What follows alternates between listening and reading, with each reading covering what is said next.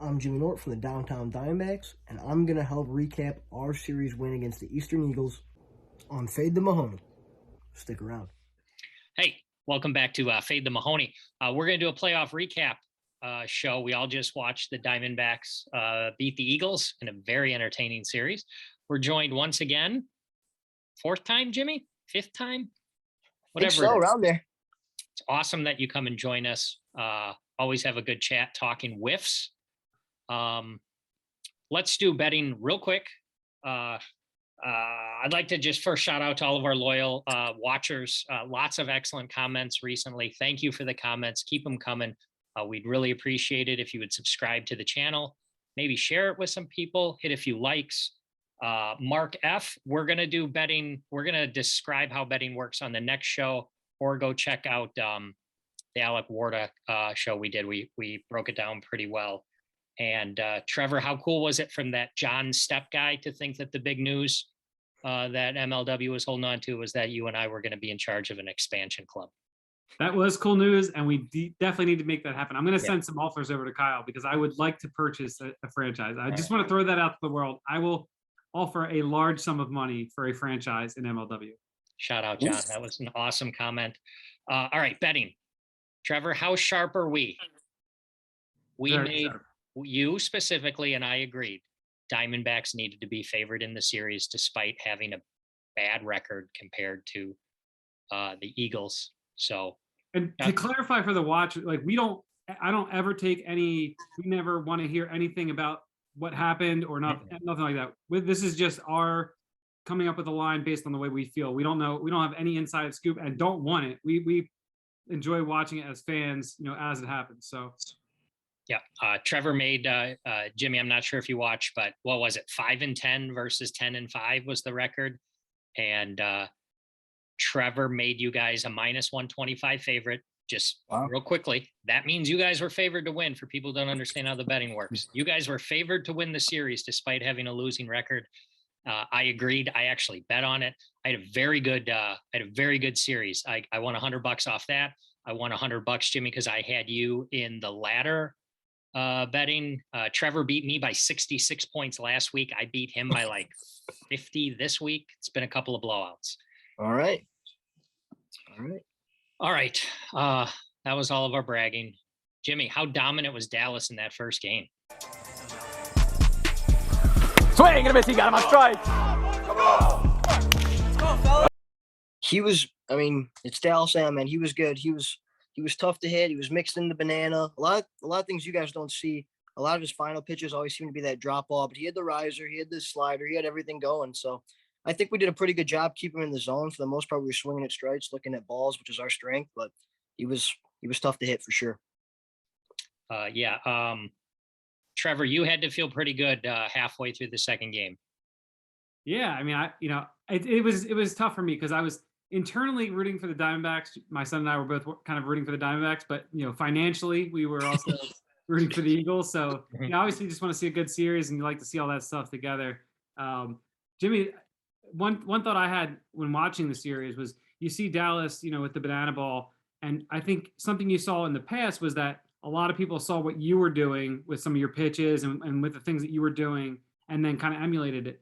Is that what you're seeing now with a lot of with maybe the slurve pitch that you kind of threw and what Ryan was throwing in his series that kind of taking that from Dallas a little bit?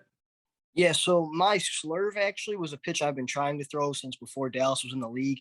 It's just gotten a lot better this year. Well, it's still inconsistent, but this series for sure it was better. Cratch, on the other hand, yes, like his grip is the exact same as Dallas Allen. It's the same everything.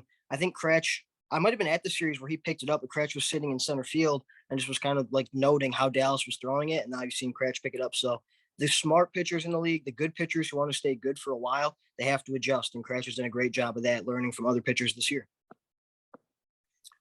Jimmy, did you set a personal record for most speed warnings / penalties this series, or do we just not always see all of them? Because it seemed like every inning.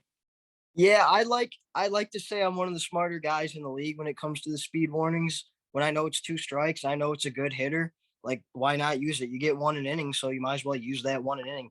Now, on the other hand, there's sometimes where I go a little bit too fast. Like Dallas, I think I walked on a 3-2 pitch at 75 miles an hour. What a pitch, but at 75, an auto ball. He's going to skip the warning.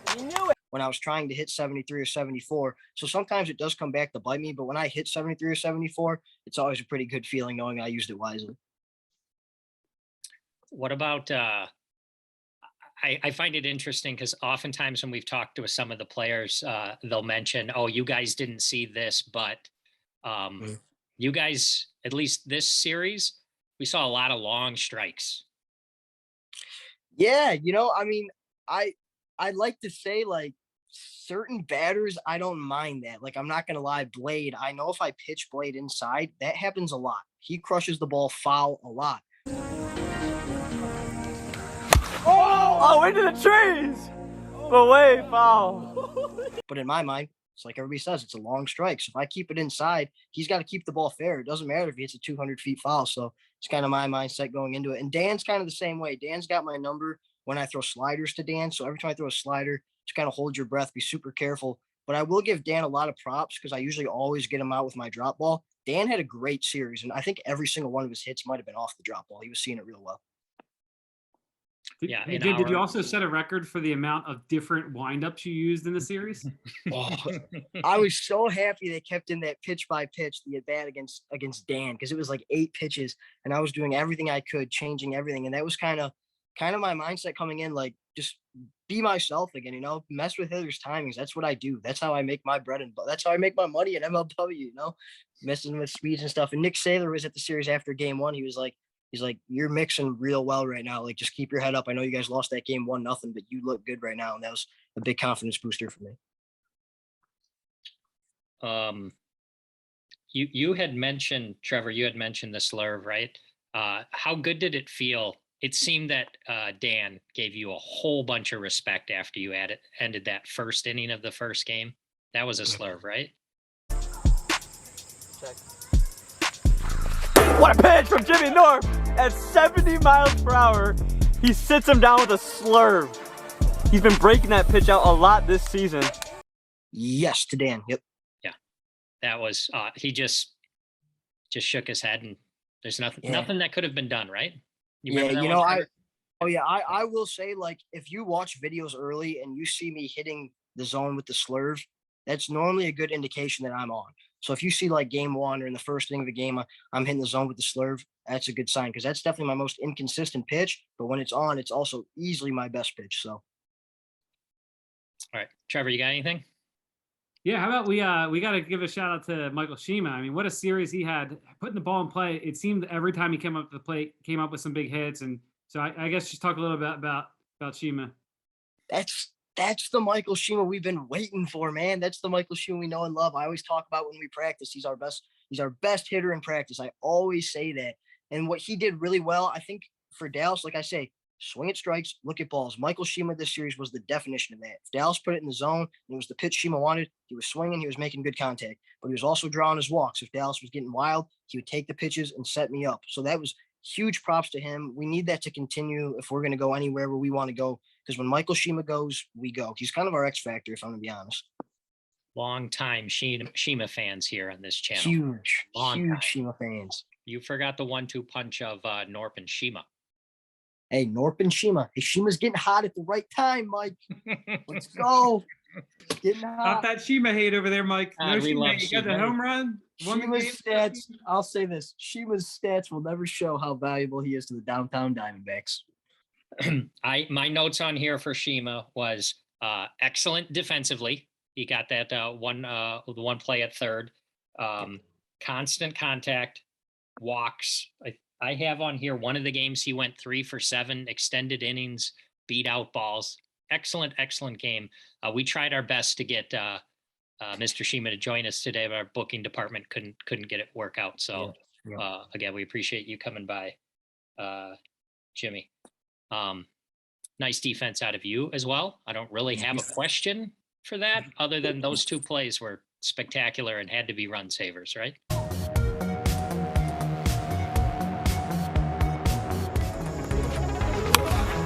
Can Jimmy get there? He makes the play, gain of tags, and we'll have to hold. Oh, release. Thank you. Yeah, big plays. It's just, we always talk about it. I think playoff wiffle ball, playoff baseball, defense, the little things win games. And going back to the play you were talking about, Shima at third base, I believe that was the bottom of the second of game one. There's a ground ball to him where he flips it to me at third, and I'm telling you, there's no other defense in the league that makes that play. I truly believe that. He knew where I was going to be. I knew he was coming to me. It's just without even thinking. Right there, we make the play. So He even made the play on the strikeout from Blade, right? Bounced off Yeah, the he did, backstop, yeah. and Blade hit it anyway out into the outfield. Nice pitch from Jimmy Knorp on the slurve. Yep, he was everywhere. At what point during the third game did you feel the collective souls of the Eagles leave their bodies? Was it after the first inning or during the first inning? You know, I think that's a thing that came down to experience and just like pure grit. Like for us, when we were down 3-0 in game two, it was funny. Like I'm kind of walking back to the dugout. You know, I'm not too happy. We're down 3-0. We're 6 outs away from being eliminated. And Jonah kind of just like taps me on the shoulder. He goes, "Hey man, nobody said it was going to be easy. Nobody ever said it was going to be easy." Like that kind of thing. I was like, you know what, you're right. And they grinded out at bats. Jonah and Shima, they all drew walks that inning, set me up for a big hit. Boom, we're back in the series. On the other hand, I felt like when the Eagles fell behind, it was kind of right away, like, man, they're just out of it right now. Dallas was getting frustrated. You could see it. Fair, back to Dallas. Trouble with it. Save everywhere. Michael Shima. Dallas's last pitch, actually, that he threw to Jonah before he left the game was a 3-0 pitch that Dallas threw at about 82 miles an hour.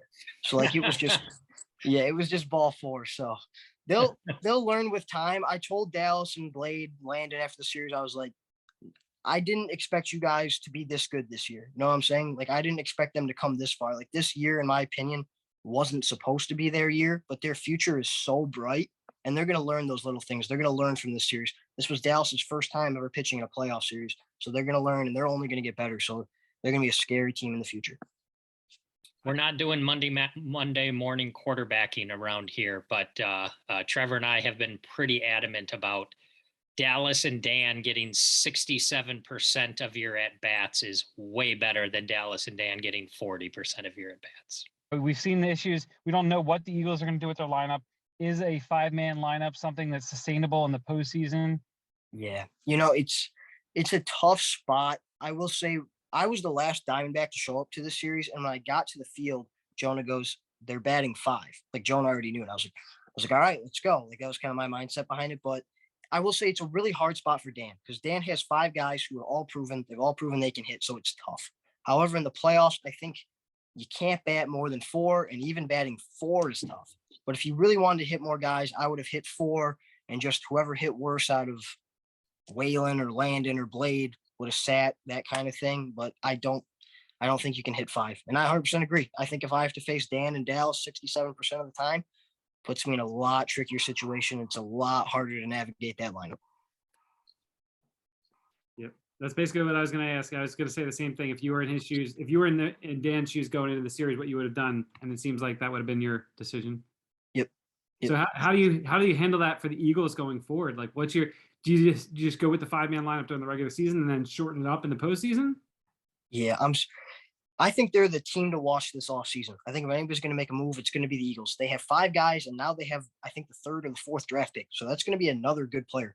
That gives you 6 guys. I think you could see Landon moved because Landon, I think he could be an ace in this league. I don't know where, but and it's not just because of that one start we've seen from him. I've seen him pitch a lot more, and his stuff is crazy. Like I was looking at him in the draft pretty highly.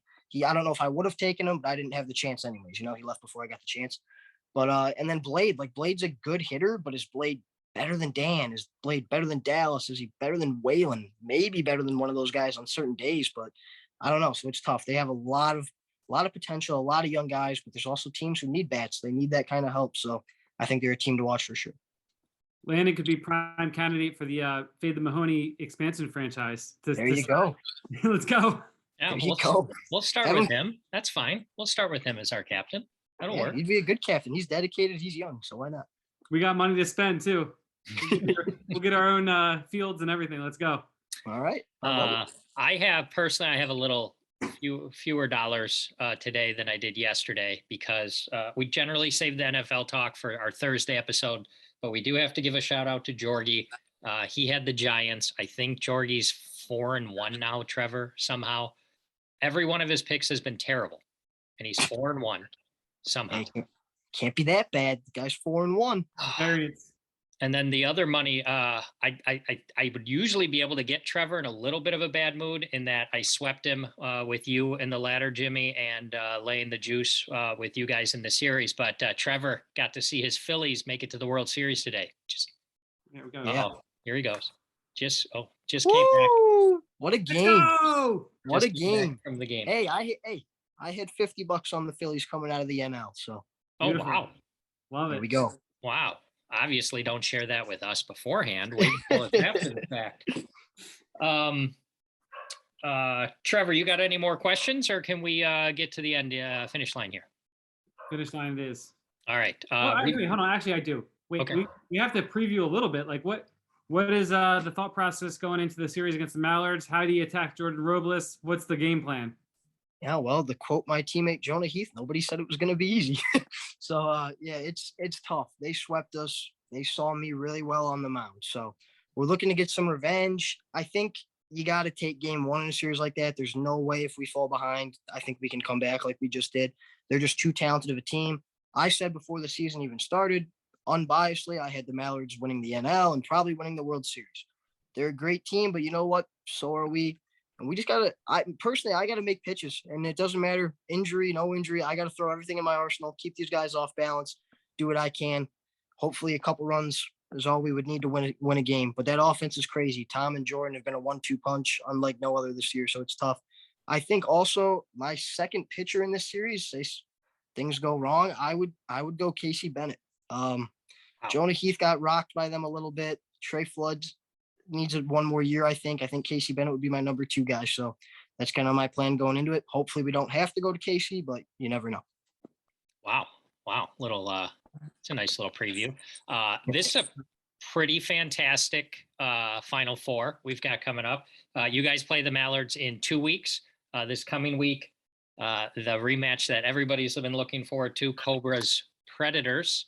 We're excited about that. There's Andrew making a cameo. How's it going, Andrew? Hi. Hi. There we go. What up, Andrew? Hi.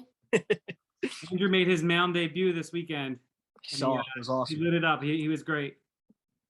Awesome, buddy. Working on that Jimmy Knorp slurve, right, Andrew? I gotta tell him to keep it in the bag for now because he tries to come from here, with the sidearm wiffle ball action. I'm like, he throws strikes 100% of the time, but I'm like, you're gonna hurt your arm, bud. Let's save that for the future. Agreed. All right. Jerseys. Go buy some jerseys. Jimmy Knorp. He sold a few. He could probably sell a few more. This one's Jonah Heath as well.